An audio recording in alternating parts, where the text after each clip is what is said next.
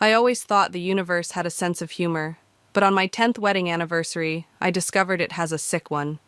The morning started perfectly. I woke up early to make Doug's favorite breakfast: blueberry pancakes with real maple syrup, crispy bacon, and that fancy coffee he loves, the one that costs more than my first car payment. I'd been planning this day for weeks. "Something smells amazing," Doug said, wrapping his arms around my waist as I flipped the last pancake. His chin rested on my shoulder, and I leaned back into him, savoring the familiar weight of his body against mine. "Happy anniversary," I whispered, turning to kiss him. His lips tasted like toothpaste and home. "Happy anniversary, Presley." He smiled that crooked smile that still made my stomach flutter after a decade. "I can't believe you remembered the pancakes." "I remember everything." I tapped his nose with my finger. "Including that you have that big meeting with Cooper today. I thought you might need brain food." We ate breakfast together at our little kitchen island, knees touching, planning our weekend getaway. Doug had booked a cabin in the mountains, the same one where he'd proposed. I'd already packed my bag, hiding the new lingerie beneath my hiking clothes. "I have to run," he said, glancing at his watch. "Dinner tonight? That Italian place you love?" "It's a date." I kissed him goodbye, tasting maple syrup and possibility. After he left, I cleaned up the kitchen, humming to myself. 10 years. A decade of building a life with my best friend. We'd weathered job changes, a miscarriage, his father's death. We'd bent, but never broken. I glanced at the clock. 11:30. Doug's meeting with Cooper would be wrapping up soon. On impulse, I decided to surprise him with lunch.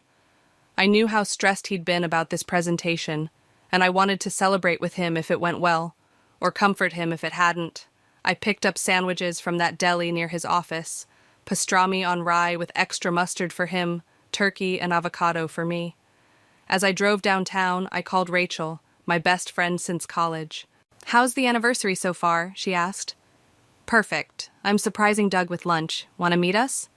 "Oh, I can't today," she said quickly. "I've got a thing." "A thing?" I laughed, very specific.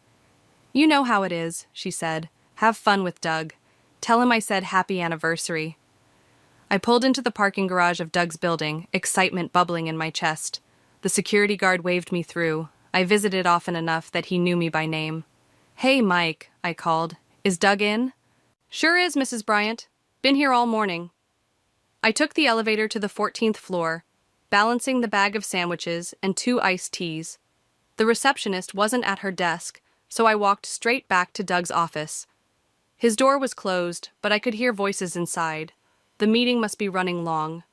I hesitated, not wanting to interrupt if Cooper was still there, but then I heard laughter, a woman's laughter, not the receptionist or Doug's assistant, a laugh I knew as well as my own. Rachel. My hand froze on the doorknob. Why would Rachel be in Doug's office when she'd just told me she had a thing? I stood there, heartbeat thundering in my ears, as a cold certainty washed over me. I knew before I opened the door. I knew, and still I turned the handle. The first thing I saw was Doug's bare back. The second was Rachel's manicured fingers, the ones I'd held while she cried over her divorce last year, digging into his shoulders. They didn't hear me. They didn't see me. They were too wrapped up in each other on Doug's desk, the desk I'd helped him pick out when he made partner. My body moved on autopilot. I set down the sandwiches. I pulled out my phone. I started recording. The video is 18 seconds long. 18 seconds of my husband and my best friend destroying 10 years of trust. 18 seconds that turned my life into before and after. I closed the door as quietly as I'd opened it. No dramatic confrontation. No screaming. Just the soft click of the latch and the weight of betrayal settling into my bones. In the elevator, a woman asked if I was okay. I must have looked like a ghost. "It's my anniversary," I said, and she smiled sympathetically, assuming my tears were happy ones. I drove home in a fog, muscle memory guiding me through traffic lights and stop signs. Inside our house, the house Doug and I had painted together, arguing over shades of blue for the bedroom, I sat on the edge of our bed and watched the video again, and again, and again.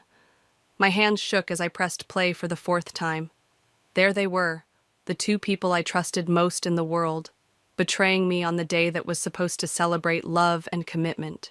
I zoomed in on Rachel's face, contorted in pleasure, on Doug's hands, still wearing the wedding band I'd placed there a decade ago.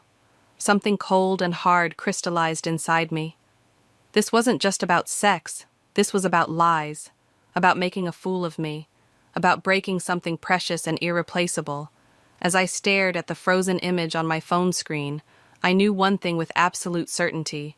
They would pay for this, both of them, and I would be the one to collect. I sat in our bedroom for hours, my phone battery draining as I watched the video on repeat. Each viewing should have numbed me. Instead, it only sharpened the pain, like a knife being honed against stone. The sun had set by the time my phone buzzed with Doug's text. Running late. Meet at the restaurant at 8? I stared at those casual words. How could he type something so normal when nothing would ever be normal again? I imagined him straightening his tie in his office bathroom, Rachel helping him smooth down his hair, both of them laughing about the wife waiting at home. Sure, I replied. See you there. See you. I showered mechanically, water scalding my skin as I scrubbed away tears. The anniversary dress I'd bought, a deep blue that Doug once said matched my eyes, hung on the closet door. I couldn't bear to touch it. Instead, I pulled on jeans and a sweater, clothes for a normal day, not the day my marriage died. My phone buzzed again. Rachel this time. How was the surprise lunch? The audacity stole my breath. She knew I'd planned to surprise Doug. She'd been there, on his desk, when I arrived. Was this some sick game to her? To see how close she could dance to the truth without getting caught? I left her message unanswered and drove to the restaurant in a fog. The maitre d' smiled when I gave Doug's name. Ah yes, the anniversary dinner. Your husband is already seated. Doug stood when he saw me, his face lighting up with that smile I used to believe was only for me. He changed into a fresh shirt. Of course he had. Couldn't smell like another woman on our anniversary. There's my beautiful wife, he said, leaning in to kiss me. I turned my face at the last second, his lips grazing my cheek. If he noticed, he didn't show it. I ordered champagne, he said, gesturing to the bottle chilling beside our table. 10 years deserves the good stuff. I sat down, studying his face across the flickering candle. Did he look different? Was there some mark of betrayal I'd never noticed before? Or had he always been this person, and I'd been too blinded by love to see it? How was your meeting with Cooper? I asked, my voice steadier than I felt. Good. Great, actually. Doug poured champagne into my glass. He's on board with the expansion plan. That's all you did today? The meeting with Cooper? He hesitated, just a microsecond. Yeah, why? No other meetings? No unexpected visitors? Another pause. Just the usual office stuff. Why are you asking? The waiter appeared to take our orders. Doug chose for both of us. He always did on special occasions. Usually I found it romantic. Tonight it felt like another form of control. Remember our first date? Doug asked after the waiter left. That terrible Chinese restaurant where the waiter spilled soup all over me? I remember, I said. You were wearing your blue shirt, the one Rachel helped you pick out. His smile faltered. Was it? I don't recall. Oh, I'm sure it was. Rachel remembers too. We were just talking about it the other day. Doug's fingers tightened around his champagne glass. You and Rachel talk about my shirts? We talk about everything. I met his eyes. Best friends do that. The food arrived, saving him from responding. I watched him cut into his steak, the same hands that had been all over Rachel hours earlier now wielding a knife with practiced precision. I went by your office today, I said suddenly. Doug's fork clattered against his plate. You did? Around lunchtime. I took a sip of champagne, letting the moment stretch. But you weren't there. I was probably in the conference room with Cooper. You should have texted. Should I have? I pulled out my phone, set it on the table. Is that what a wife is supposed to do? Text before visiting her husband's office? Give him time to, what, straighten his tie? Zip his pants? Doug's face drained of color. Presley, what are you talking about? I'm talking about you fucking my best friend on your desk on our anniversary. The couple at the next table glanced over. Doug leaned forward, voice low and urgent. Keep your voice down. You're making a scene. I'm making a scene? I laughed, the sound brittle even to my own ears. That's what you're worried about? Let's discuss this at home, he hissed. Not here. Why? Afraid someone might hear what kind of man you really are? You're upset, I get it, but you're jumping to conclusions. Am I? I picked up my phone, turned it toward him. Should I press play, Doug? Let you see what I saw? His eyes widened as understanding dawned. You recorded us? 18 seconds of my husband and my best friend betraying me. Want to watch it? Maybe the waiter would like to see too.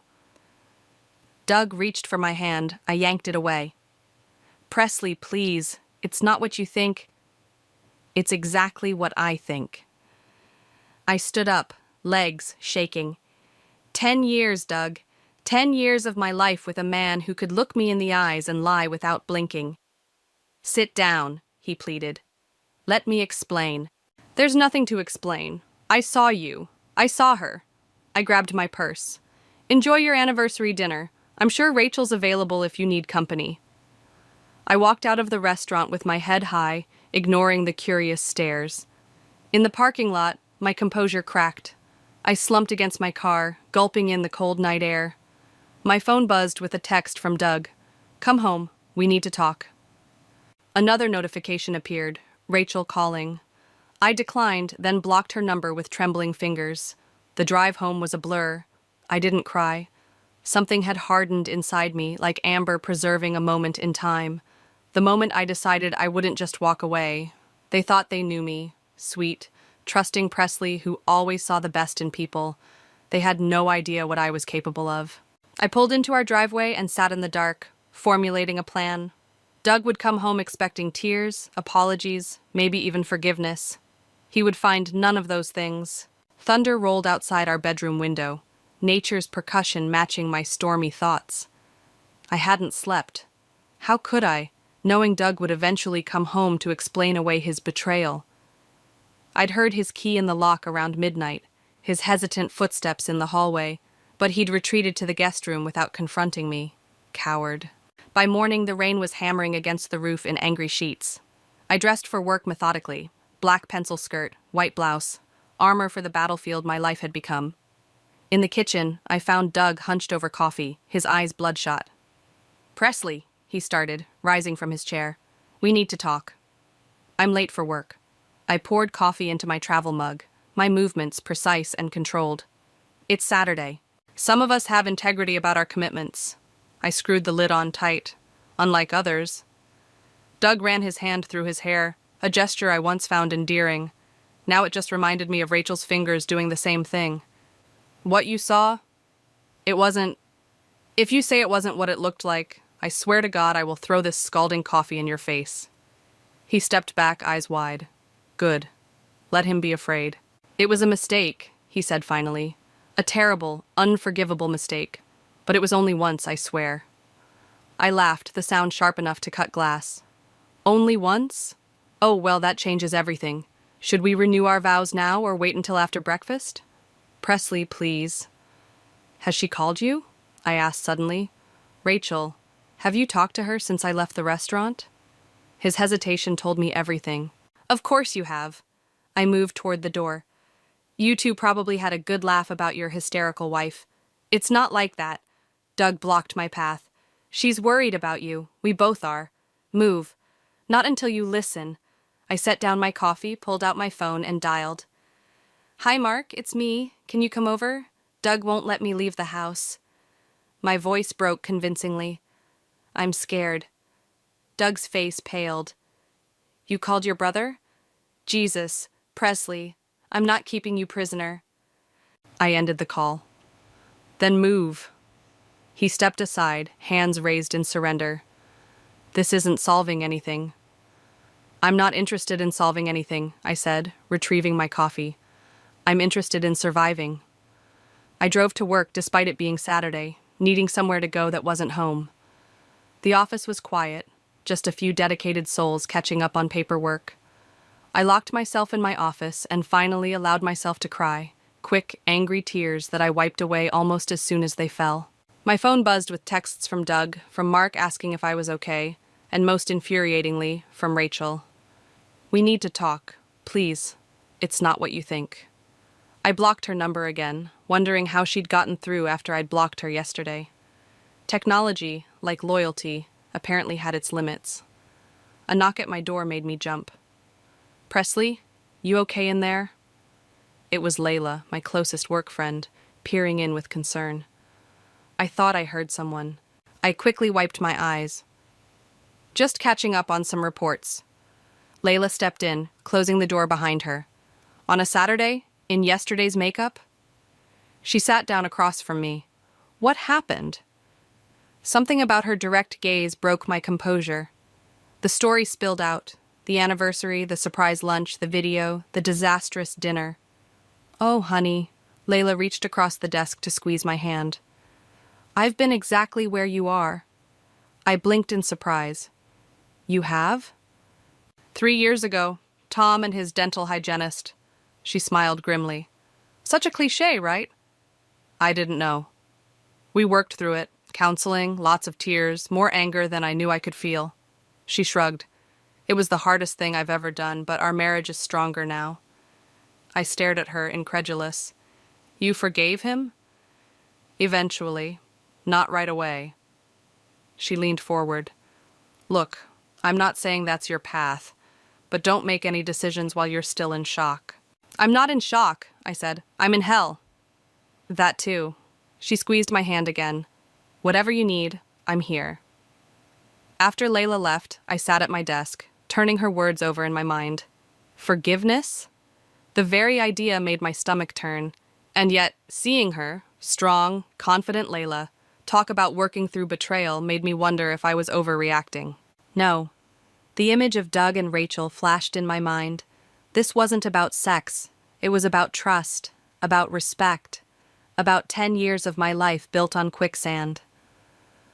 My phone buzzed with a text from a number I didn't recognize. "It's Mia. Rachel's a mess. She says there's more to the story. Can we meet?" Mia, our mutual friend, always caught in the middle. I hesitated, then replied, "Starbucks on 4th, 1 hour."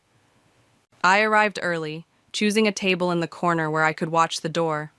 Mia rushed in 15 minutes late, her curly hair damp from the rain. "Thanks for meeting me," she said, sliding into the chair across from me. "I wasn't sure you would." I almost didn't. I stirred my untouched latte. "What's this more to the story bullshit Rachel's feeding you?" Mia fidgeted with her coffee sleeve.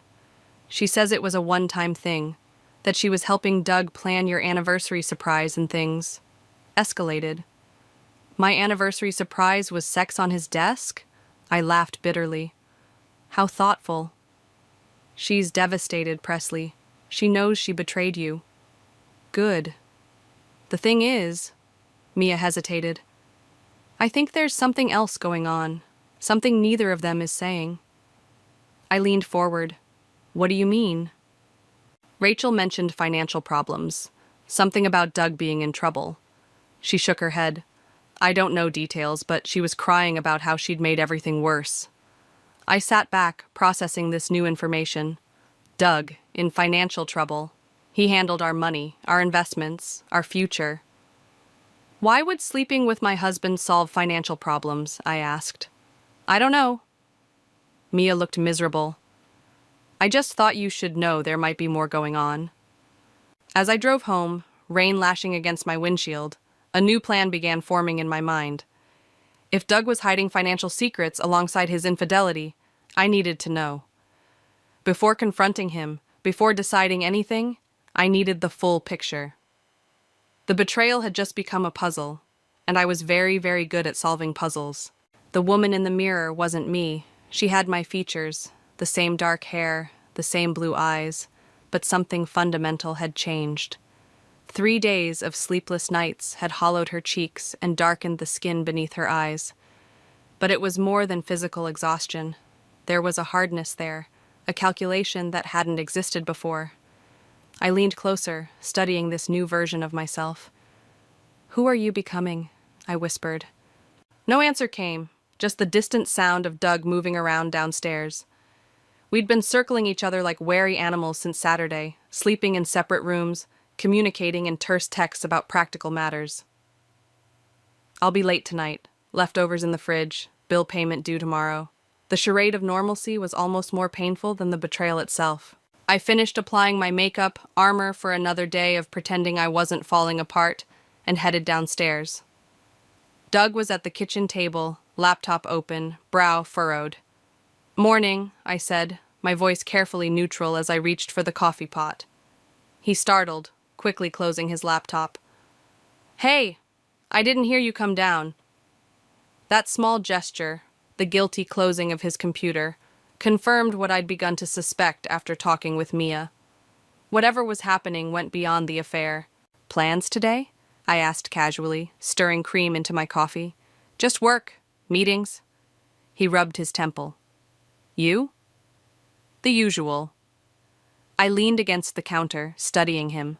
The confident man I'd married looked diminished somehow, shoulders hunched under an invisible weight. "Everything okay with the Anderson account?" His eyes flickered to mine, surprise evident. "Why do you ask?" "Just curious. You've been stressed about it." "It's fine." Too quick, too dismissive. "Everything's fine." I nodded, sipping my coffee. "Good to hear."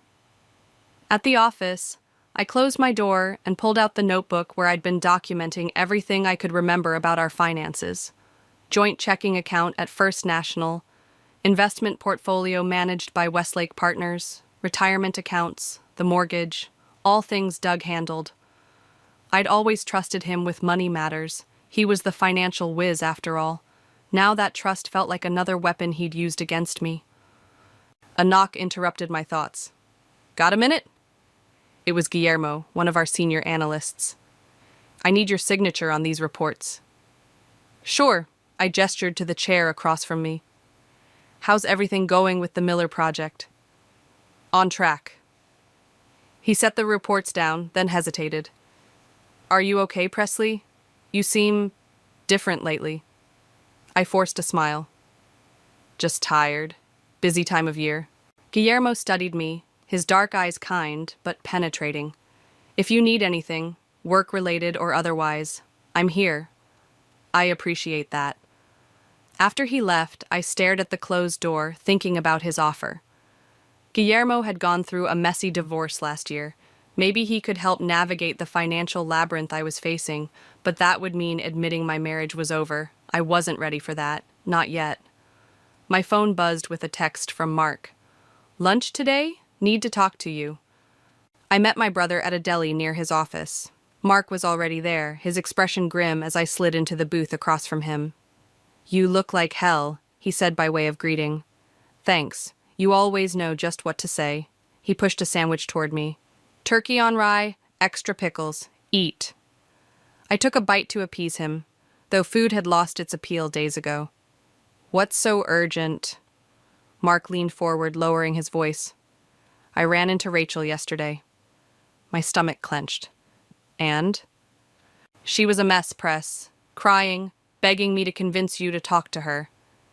"Did she happen to explain why she was screwing my husband?" Mark winced. "She tried. Something about helping Doug with financial problems and things getting complicated." "That's the story she's going with?" I set down my sandwich. "That she slept with my husband as some kind of... What? Financial aid?" "I'm just telling you what she said." Mark's eyes softened.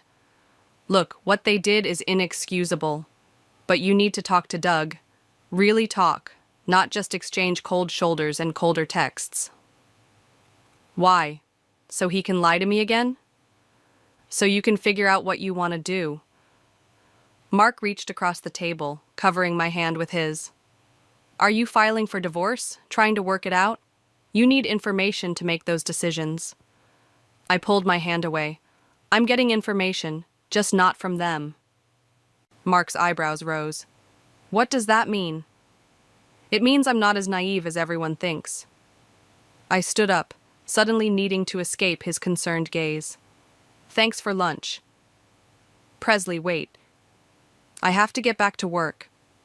I spent the afternoon making calls to our bank, our investment firm, our accountant. Each conversation revealed another layer of deception.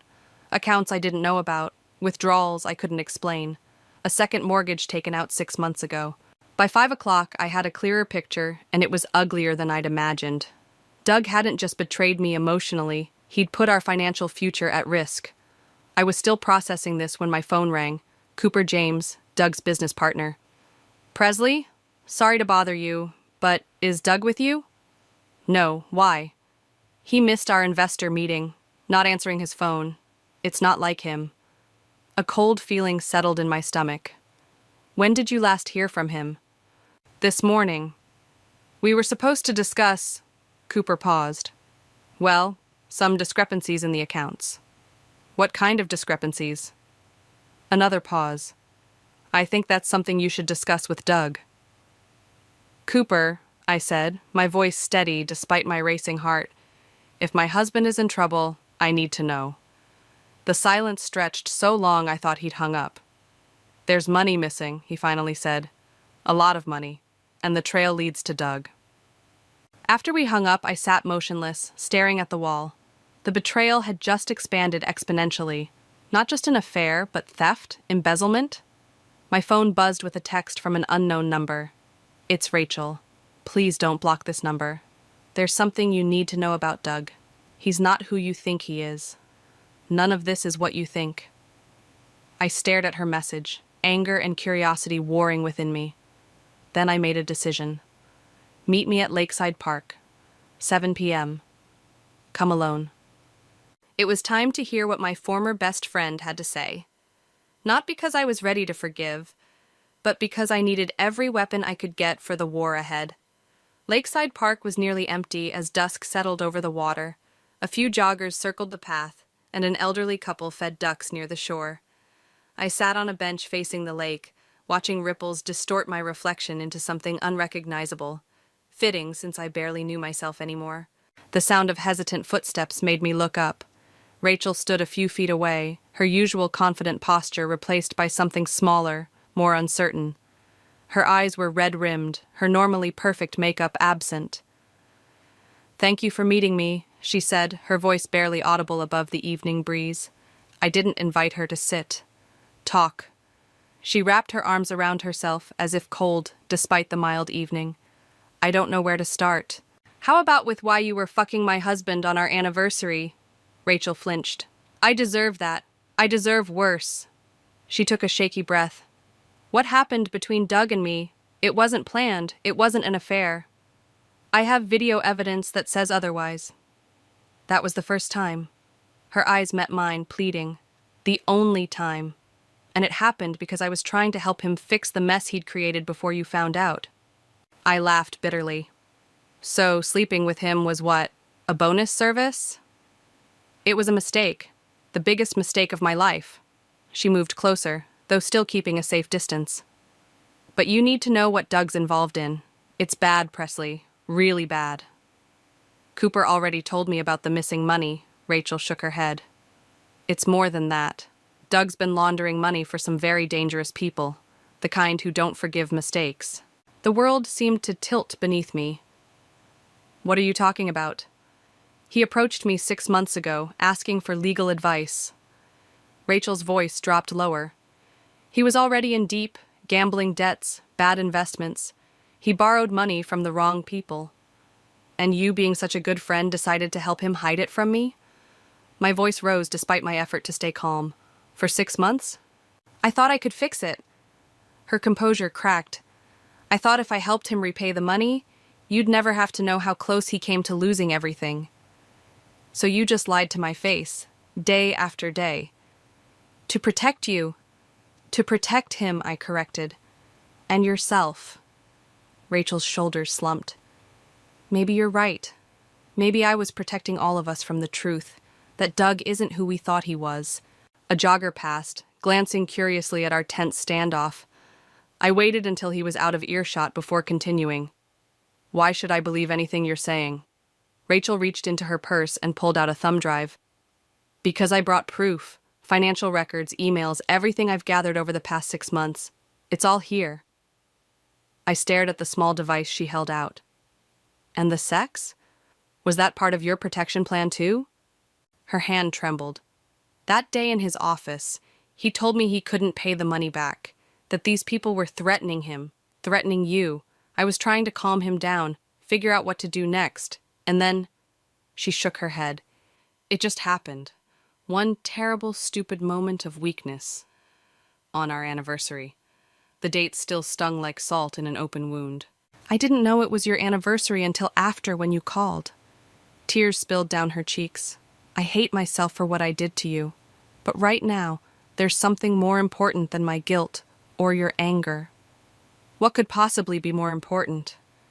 Doug's missing. The words hit me like a physical blow. What do you mean missing? He's not answering calls or texts. Hasn't been to the office. His car is gone from the parking garage. Rachel held out the thumb drive again. These people he owes money to, they don't send collection notices, Presley. They send messages, painful ones. I took the drive, my fingers numb. You think they have him? I think he's running, and if he is, you might be in danger too. The drive home was a blur, Rachel's warnings echoing in my head. I kept checking my rearview mirror, suddenly paranoid about every car that stayed behind me for more than a few blocks.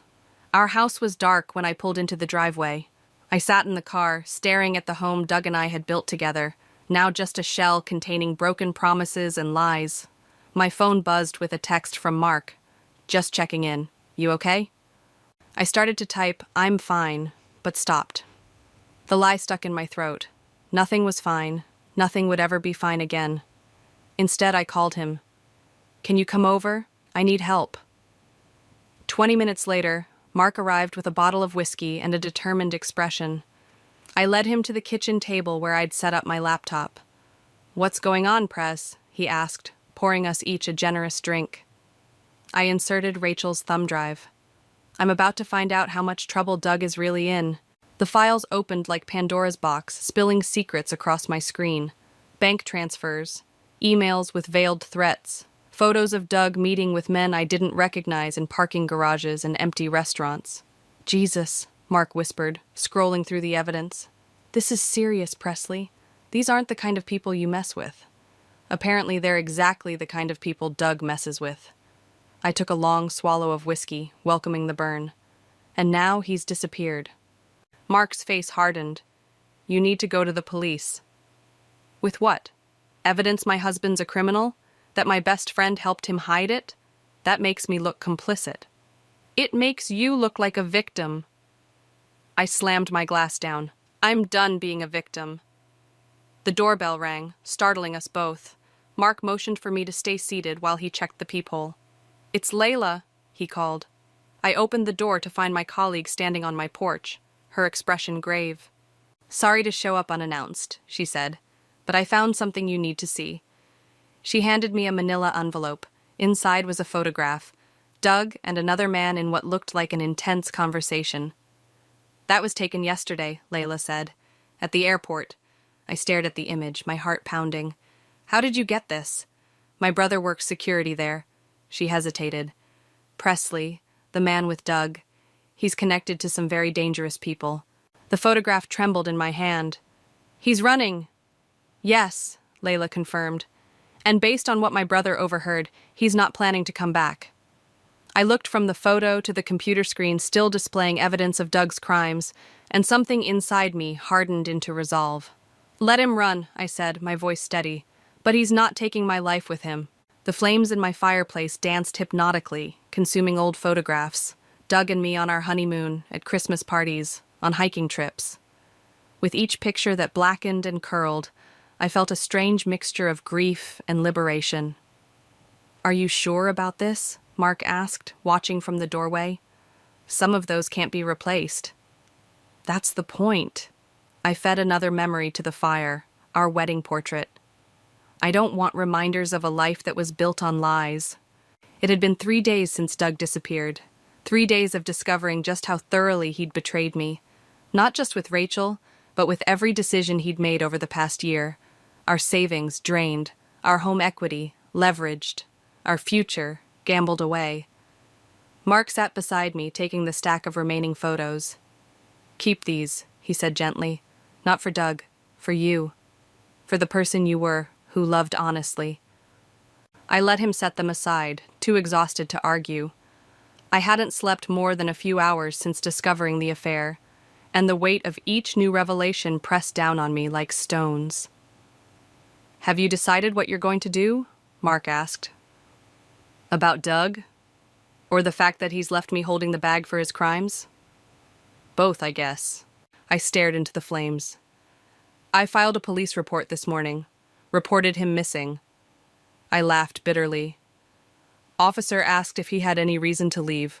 Where would I even start?" "Did you tell them about the money laundering?" I shook my head. "Not yet.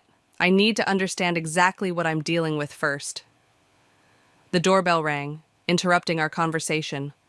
Mark went to answer it while I continued my ritual of destruction, feeding credit card statements and bank notices to the fire. "It's Guillermo," Mark called from the hallway. I quickly wiped my eyes, not wanting my colleague to see me falling apart. In the living room, Guillermo entered cautiously as if stepping into a minefield. "I hope I'm not intruding," he said, his accent more pronounced than usual. "I was worried when you didn't come to work today." "Just taking some personal time." I gestured to the chair across from me. "How did you know where I live?" "Company directory." He sat down, his dark eyes taking in the scene, the fire, the photos, my obvious distress. "Presley, what's happening? Is there anything I can do?" Something about his genuine concern cracked my carefully constructed facade. The story spilled out. Doug's betrayal, his criminal activities, his disappearance. "So now I'm left with nothing but debt and potential criminal charges," I finished, my voice hollow. Guillermo leaned forward. "You need a lawyer, a good one." "I can't afford one. Doug made sure of that." "I know someone." He pulled out his phone. "My ex-wife tried to frame me for tax fraud during our divorce. This attorney saved me."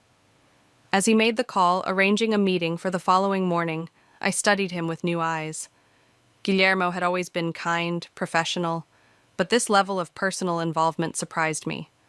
"Why are you helping me?" I asked after he hung up. His expression softened. "Because I know what it's like to have your life destroyed by someone you trusted, and because—" He hesitated. "Because you deserve better than this." The simple kindness of his words hit me harder than any of the betrayals had. I turned away, not wanting him to see the tears threatening to fall. "Thank you," I managed.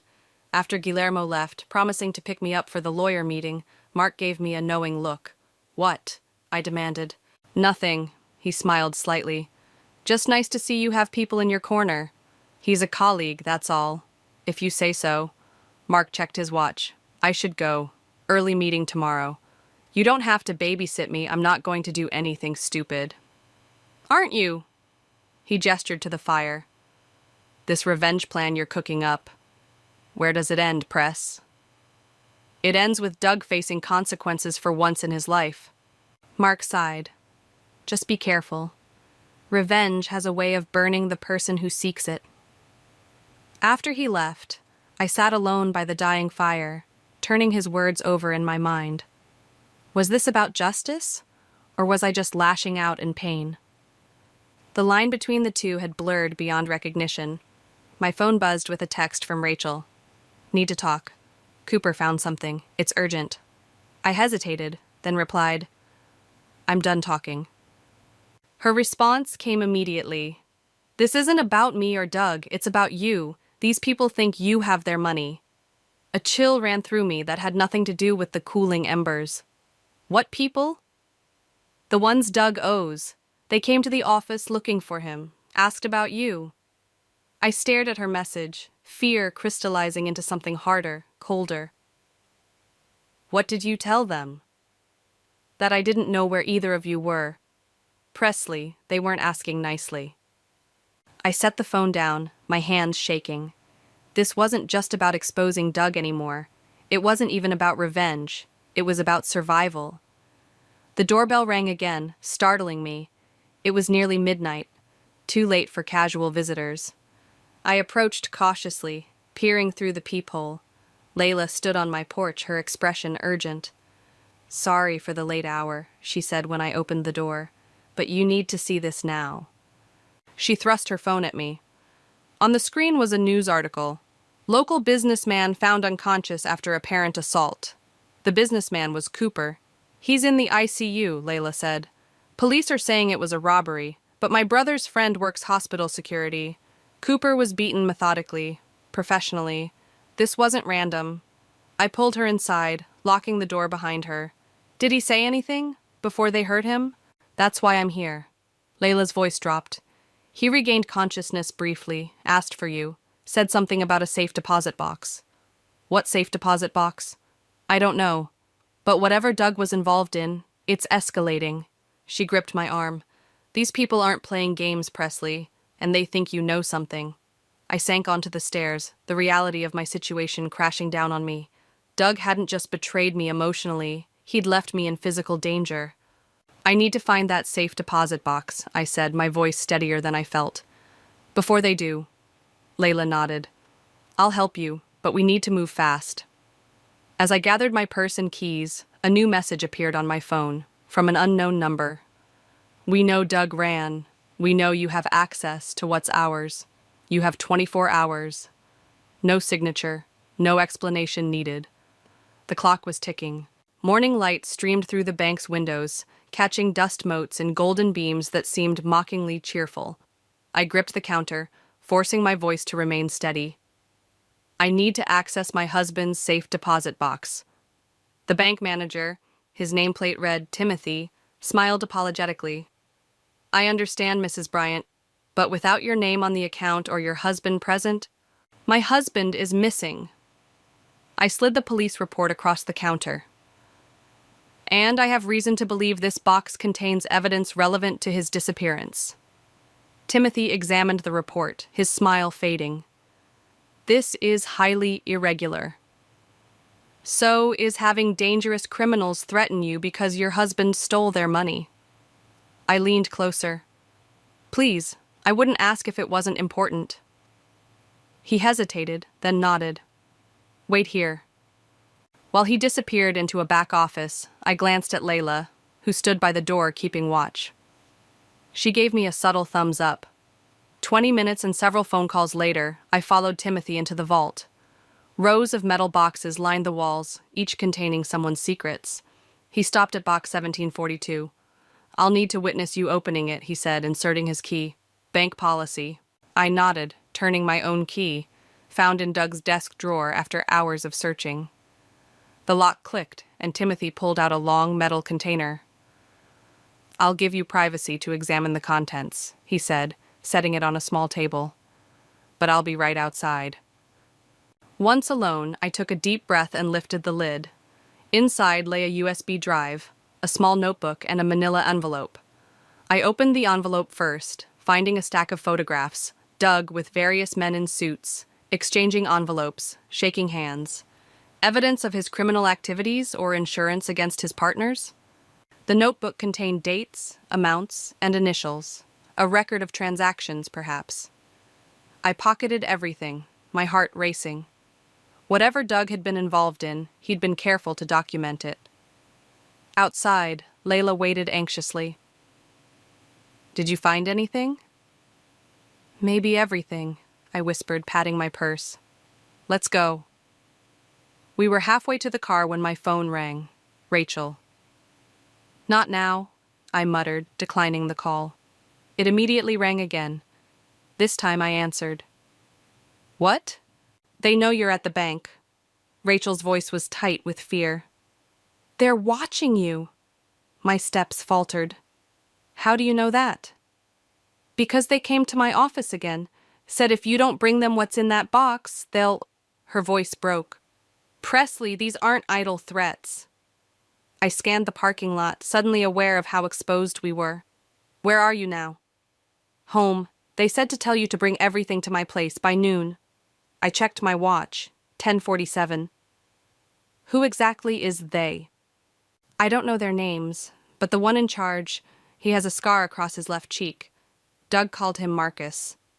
And you trust these people to just let us walk away once I hand everything over? Rachel's laugh was hollow. I don't trust anyone anymore, but I don't see another option. After hanging up, I turned to Layla. Change of plans. We need to go to my office first. Your office? Why? Because if I'm walking into a trap, I'm making copies of everything first. 30 minutes later, I stood in the empty copy room, duplicating every page of Doug's notebook while Layla kept watch. Guillermo appeared in the doorway, his expression concerned.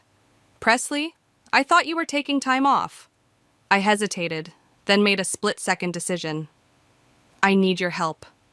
Quickly, I explained the situation, the safe deposit box, Rachel's call, the noon deadline. This is insane, Guillermo said when I finished. You need to go to the police. With what? Evidence my husband is a criminal? That makes me look complicit. I shook my head. I need to know exactly what I'm dealing with first. Then I'm coming with you to Rachel's.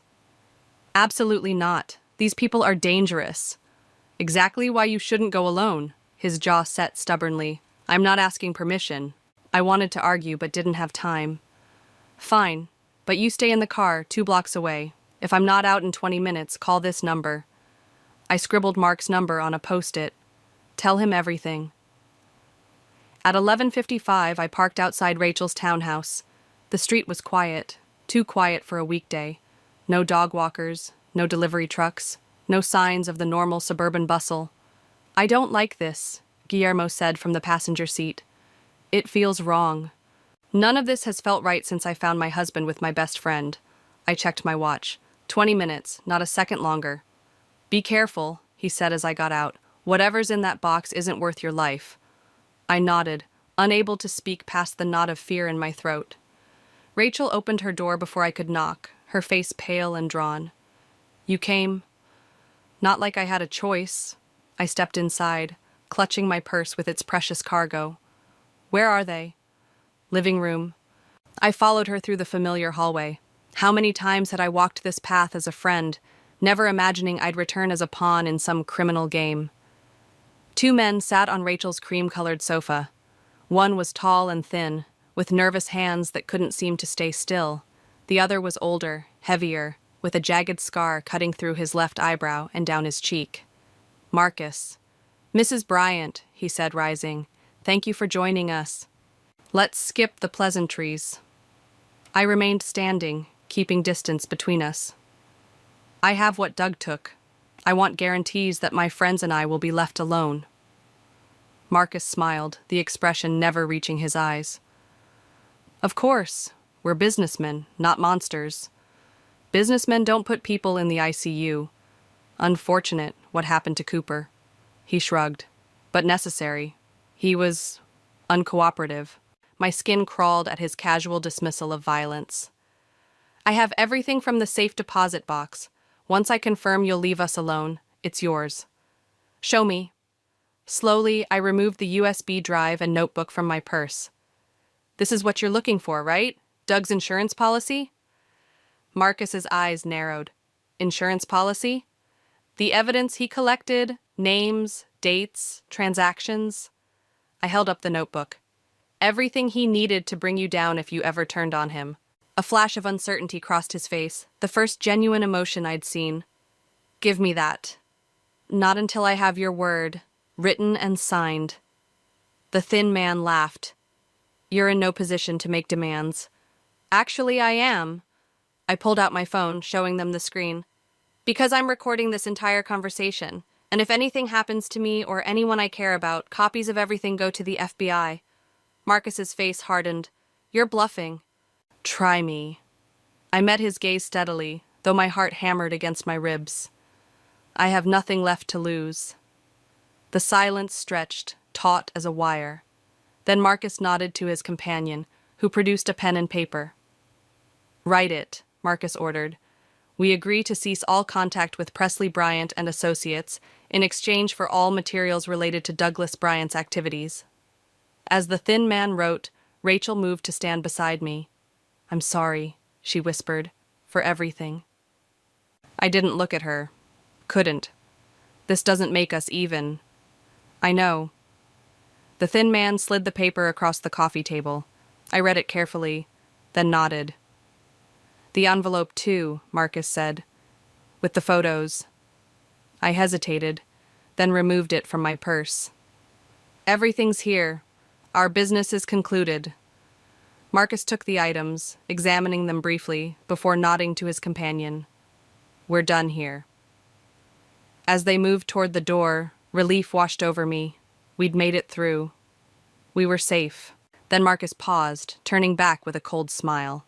"One more thing, Mrs. Bryant. Your husband—" "Ex-husband," I corrected. "Ex-husband," he amended. "When you find him, and you will, tell him Marcus says hello." The door closed behind them, leaving Rachel and me in a silence heavy with unspoken words.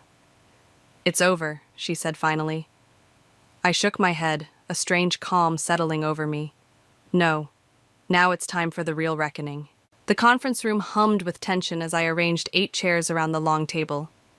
Each place setting had a manila folder, a glass of water, and a name card, all identical except for what was written inside the folders. "Are you sure about this?" Guillermo asked, adjusting the projector screen at the front of the room. "I've never been more sure of anything." I smoothed my black dress, not mourning attire, but armor for battle.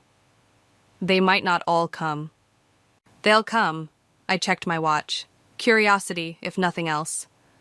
The first to arrive was Mark, 15 minutes early as always. He hugged me tightly. "You don't have to do this, you know."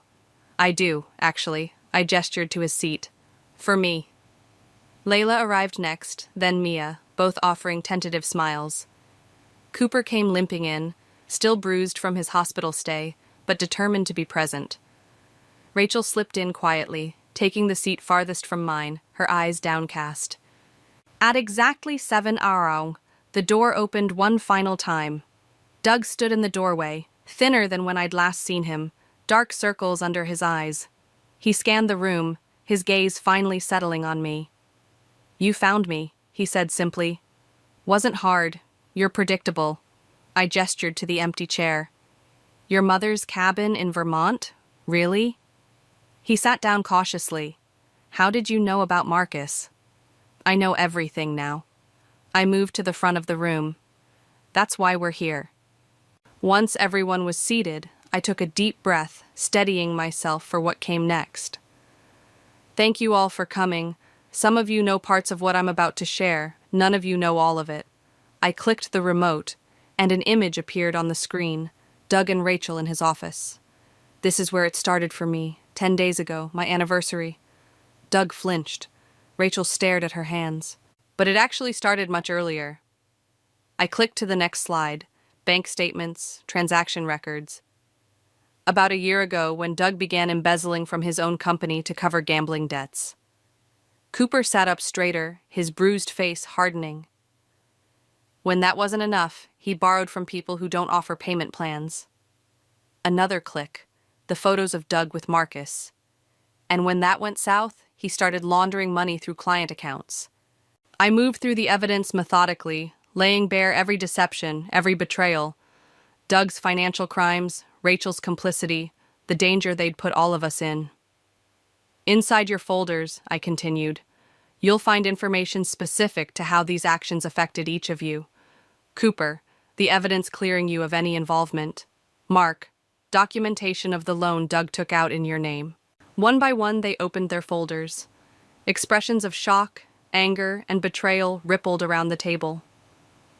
"Why are you doing this?" Doug asked, his voice hollow. "Because secrets have power only in the dark." I met his gaze steadily. "And I'm done living in the shadow of yours." "So this is revenge," Rachel said quietly. "Public humiliation." "No, this is truth. What you do with it is up to you." I turned to the group. "Cooper has already agreed not to press charges if full restitution is made. I've liquidated our assets to cover what I can." "And Marcus?" Doug asked. "Did you give him the evidence?" "Copies. Just like I gave copies to the FBI." I smiled thinly. Insurance works both ways. A heavy silence fell over the room. Then Mia spoke up. "What do you want from us, Presley?"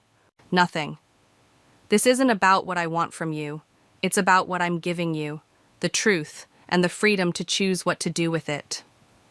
I clicked to the final slide, a blank screen. My part in this story is over. I've filed for divorce. I've given statements to the authorities. I've made what amends I can for the damage Doug's actions caused. And us? Rachel asked, her voice barely audible. Is there any way back from this? I considered her question, feeling the weight of our history. College roommates, bridesmaids at each other's weddings, countless secrets shared over wine and tears. I don't know, I answered honestly. Trust isn't just broken or fixed.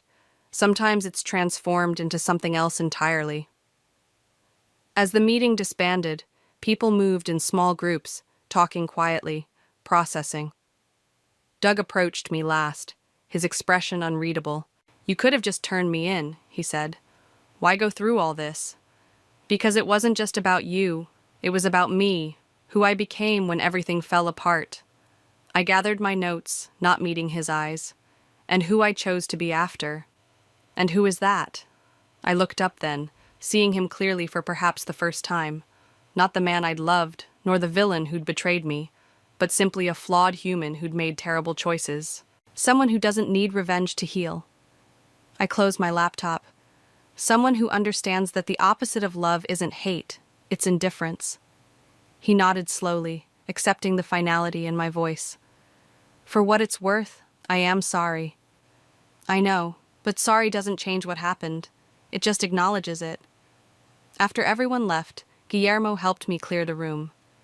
We worked in comfortable silence until he spoke. Are you really okay? I paused, considering the question. Not yet, but I will be. Outside, the evening air was cool against my skin. Guillermo walked me to my car, his presence steady and undemanding. What now? He asked. I looked up at the emerging stars, bright points of light in the gathering darkness. Now I stop defining myself by what was done to me and start defining myself by what I choose to do next. And what's that? I smiled. A real smile, the first in what felt like forever. I don't know yet, but for the first time in 10 days, in 10 years maybe, that uncertainty feels like freedom. As we stood there in the quiet parking lot, I realized something profound. The story I'd been living wasn't about betrayal after all. It was about reclamation, not of what I'd lost, but of who I'd always been beneath the roles of wife, friend, victim. Just Presley, broken, healing, and finally, irrevocably, my own.